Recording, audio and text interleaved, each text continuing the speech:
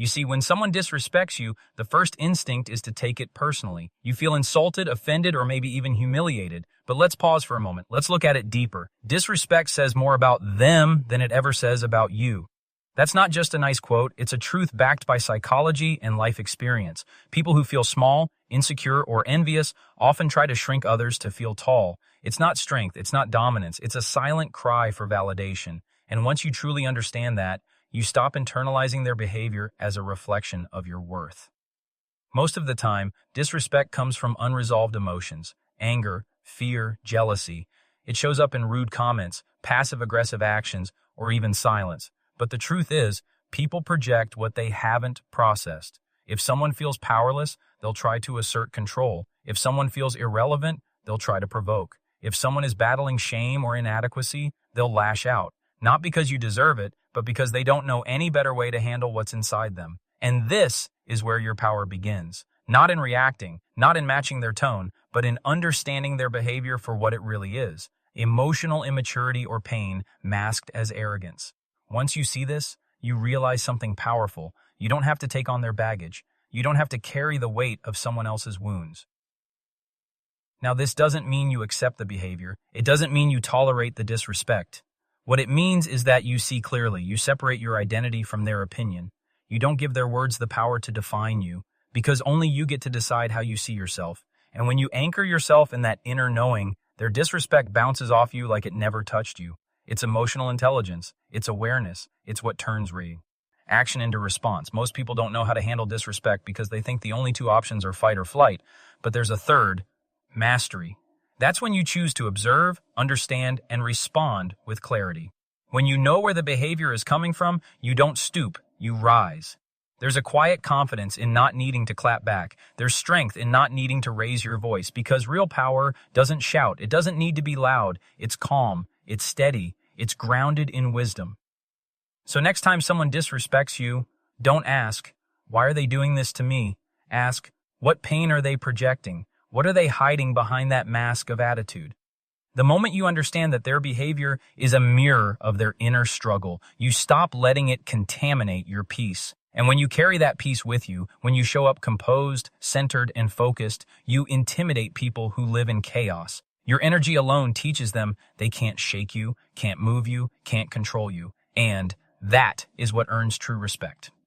So remember this, those who disrespect you are not above you. They're struggling beneath the weight of their own unresolved mess. Your job is not to fix them, not to fight them, but to recognize what's yours and what's not, and then let it go.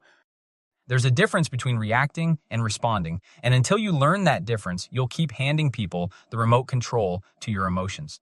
See, when someone disrespects you, the easiest thing in the world is to react, to get loud, to fire back, to say something sharp just to let them know you won't be disrespected. But in that moment, what you're really doing is letting them pull you out of character. You're letting their energy dictate yours. And if they can do that, if they can get inside your mind that easily, you've already given them too much power. True strength is learning to pause, to breathe, to let the disrespect land, and still not move from your center. It's not about being passive or silent, it's about being in control. Because when you react emotionally, you're operating on impulse, not intention. And reactions come from wounds. Responses come from wisdom. A person who reacts is being led by their feelings. A person who responds is being guided by their principles. The moment you feel triggered by a look, a tone, a word, you're standing at a crossroads. You can either mirror that energy and meet them in the chaos, or you can hold your ground and move with clarity. And that clarity only comes when you create space between the insult and the decision. That's where your power lives, in that space. A disrespectful person wants a show. They want drama. They want you to get upset because it validates their influence. When you don't give them that, you starve their ego. That's how you win. Not by shouting louder, not by proving your worth, but by showing them they never had access to your peace in the first place. People will test your patience, test your limits, test your kindness, but you're not here to pass their tests. You're here to stay rooted in who you are. And sometimes that means not answering back, not defending yourself, not even explaining. Not because you're weak, but because you've reached a level where your silence speaks louder than any defense ever could. You're not here to meet everyone at their level. You're here to rise, to hold your ground, to be intentional with your energy. That's what responding is, choosing how you want to show up, regardless of how they showed up. And once you master that, disrespect loses its grip. It can't shake you like it used to. Because you've made the decision, that you will decide how you feel. You will decide how you move. You will decide what deserves your attention. And let's be honest, most disrespect isn't even about you. It's someone else's stress, pain, or insecurity trying to find a target. But when you react, you make it about you. When you respond, you make it about truth. You hold up a mirror to their behavior without saying a word. You become the calm in the storm, not another part of it. So from now on, when someone disrespects you, don't give them your fire. Give them your focus. Don't give them your rage. Give them your restraint. Let them see that their words don't own you, their tone doesn't guide you, and their attitude never had the authority to define you. The person who controls their response is the person who owns the moment. Be that person. Every time you teach people how to treat you by what you allow, what you stop, and what you reinforce. Every time you let someone cross a line without addressing it, you silently agree to it. Every time you tolerate disrespect, you set a new standard for how low others can go with you. That's why boundaries aren't optional, they're essential. They're not about being harsh or cold, they're about being clear. And clarity is respect, both for yourself and for others. You don't need to yell to set a boundary. You don't need to explain yourself 100 times. You don't need to defend your reasons to people who aren't invested in your peace. A boundary can be as simple as a sentence. That doesn't work for me. I'm not available for that kind of energy. Please don't speak to me that way. You say it once, calmly, and you let your actions handle the rest. People will test you, especially when they've gotten used to the version of you that stayed quiet, stayed small, stayed agreeable, even when it cost you your comfort. But growth comes with resistance. When you start standing up for yourself, the pushback isn't a sign to stop. It's a sign you're finally doing something right. Because people who benefited from your silence will always be uncomfortable when you start using your voice. You have to get to a place where you don't feel guilty for protecting your peace. You don't feel guilty for saying no. You don't feel guilty for not picking up the phone, not replying to the message, not attending every argument you're invited to. Your energy is sacred, and not everyone deserves access to it. When you're clear with your boundaries, you start to filter out the noise. The people who respect you will adjust. The people who don't will reveal themselves, and that clarity is a blessing. It saves you time, it saves you emotional weight, it gives you space to breathe, to grow, to focus on what actually matters. Don't wait for people to treat you right out of the goodness of their heart. Some will, but many won't. It's your job to make your standards known. And the beautiful part is, you don't need to convince anyone. You just need to be consistent.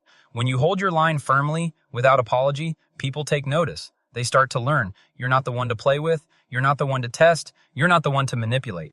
And if someone walks away because they couldn't respect your boundaries, let them. That's not a loss. It's a clearing.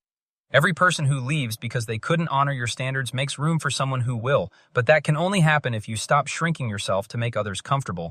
It's not your job to keep the peace by sacrificing your own. It's not your job to make others feel better at the cost of your self-respect. Speak up, set the line, hold it firm, and don't look back. Because when you stop explaining your worth and start enforcing your boundaries, you stop attracting disrespect and start commanding respect without even saying a word.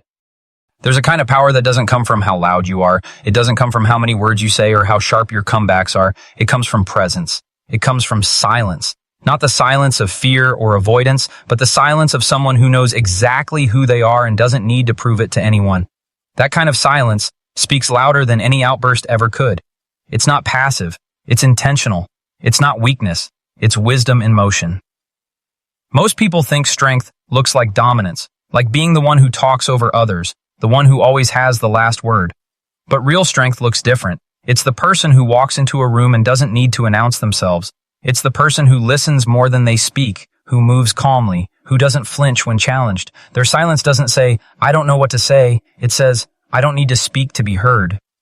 Disrespect thrives in chaos. It feeds off reaction, noise, and emotional spikes. But when you don't give it that, when you just stand there, still, composed, focused, you strip it of its power. Your stillness becomes the loudest statement in the room. People don't forget that. They might forget your words, but they never forget how your energy made them feel. That's why mastering your presence is more important than mastering your reply. The way you carry yourself teaches people everything. It teaches them how to approach you, how to address you, how to treat you. And when your presence is rooted in confidence, in self-respect, in awareness, you don't have to do much. People feel it. They adjust themselves accordingly. That's the thing. You don't demand respect. You project it. You embody it. You live in it. And others either rise to that level or remove themselves. You don't always need to defend yourself. You don't always need to explain what you're thinking or feeling. Sometimes the most powerful thing you can do is say nothing at all. Just be. Just hold your ground, because silence has weight. Silence makes people uncomfortable, especially those who are trying to get a rise out of you. And when they don't get what they're looking for, they lose control. Not you, they do. There's something unshakable about someone who doesn't flinch when disrespected, who doesn't get pulled into arguments or forced into explanations. That's someone who has trained themselves to stay calm in the storm. That's someone who's not playing emotional ping pong with people who don't deserve a response. That's someone who has elevated past the need to react to every provocation. You don't need to explain yourself to people who already made up their mind about you. You don't need to shrink to make others comfortable, and you don't need to play into drama just to prove a point. Hold your space. Let your stillness talk. Let your presence speak volumes, because the moment you stop feeling the need to defend yourself, that's when you've won. Respect starts with you. It starts with the way you speak to yourself when no one's around. It starts with the way you carry yourself, the way you honor your time, your energy, your values. People take cues from you. They watch how you treat yourself, and then they follow your lead. If you accept disrespect from yourself through negative self-talk, through tolerating chaos, through staying in places that drain you, you send a message that that's okay, that it's normal. But the moment you raise your standards, the moment you say, I deserve better than this, everything changes. People begin to shift. They either rise to meet you or they fall away. And either outcome is a win.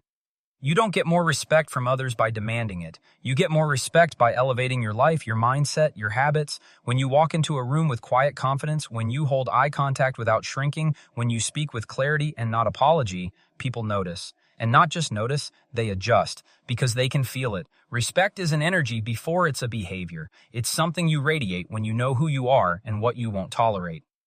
Raising your standards isn't just about how others treat you. It's about how you treat your own potential. It's about not settling for average in your relationships, your work, your environment. It's about recognizing when something isn't aligned with your peace and having the strength to walk away from it.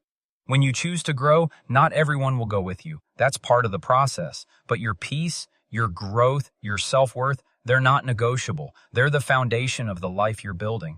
Some people are going to call it pride when you start respecting yourself. Let them. Some will say you've changed. Let them. You have changed. You've outgrown the version of you that needed external approval to feel valuable. You've outgrown the version of you that tolerated nonsense just to keep the peace. Now you're choosing something higher. You're choosing peace with respect, not peace at the cost of your identity. And here's the truth.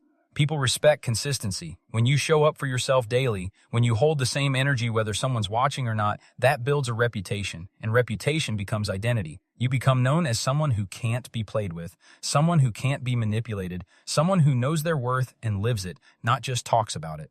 This doesn't mean being cold or unapproachable. It means being intentional. You can be kind and firm at the same time. You can have compassion without being a doormat. You can give people grace without giving them access to disrespect you repeatedly. That's the balance. That's emotional maturity. That's real strength.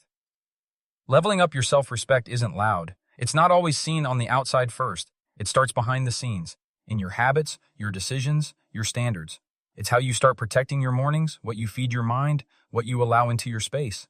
And when you start choosing better, consistently, the world around you shifts. Because you no longer match energies. You protect yours. You no longer chase validation. You validate yourself. You don't just talk about boundaries. You live them. And the more you do that, the more respect becomes your natural state. Not something you fight for, but something you attract. Because people can only meet you at the level you've met yourself. So raise it. Keep raising it. Then watch how everything else rises with you. Sometimes the strongest thing you can do is walk away. Not because you're weak, not because you gave up, but because you finally realized your peace is more valuable than their presence. There's this idea that staying and enduring makes you strong. But the truth is, knowing when to leave, knowing when something no longer serves your growth, that takes real strength. That takes clarity. That takes self-respect. Because it's easy to stay where you're familiar, even when it's toxic. It's harder to walk away from something you once wanted, when now, all it does is drain your spirit. When someone disrespects you over and over, and you continue to stay, you're silently telling them, this is okay. You're teaching them that no matter what they do, you'll still be there. But that's not love. That's not loyalty. That's a betrayal of your own worth. And there comes a point when enough is enough. Not in anger, not in bitterness, but in truth. In that still moment when you realize your silence, your absence, your decision to no longer engage. That's the statement. That's the boundary they can't talk their way around. Walking away doesn't need to be dramatic. You don't need to make a scene. You don't need to explain yourself to people who already decided not to understand you.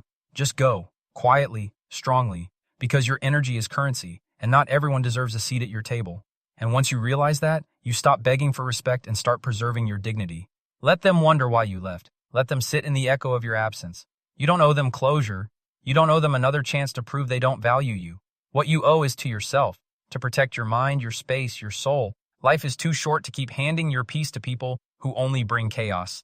And the longer you stay where you don't feel respected, the more you start forgetting what self-respect even feels like. You don't have to explain your worth. You don't have to convince someone to treat you right. If they can't see it, that's not your fault. That's their limitation. You're not responsible for teaching someone how to love you when they aren't even trying to learn. And love without respect isn't love at all. It's control. It's comfort. It's attachment dressed up as care. And that's not the life you're meant to settle for. So walk away when you need to. And don't look back. Not out of spite, but out of power. Because every step you take away from what doesn't align brings you closer to what does. You make room for better relationships, better opportunities, better energy. You make room to heal. You make room to rebuild. And that version of you, the one who knows when to leave, who no longer explains why, who doesn't wait for validation to do what's right for their soul, that version is unstoppable. Not everyone is meant to go with you, and not every room deserves your presence. So keep walking, keep protecting your peace, and trust that every time you choose yourself, you're rewriting the story. And this time, the ending is yours.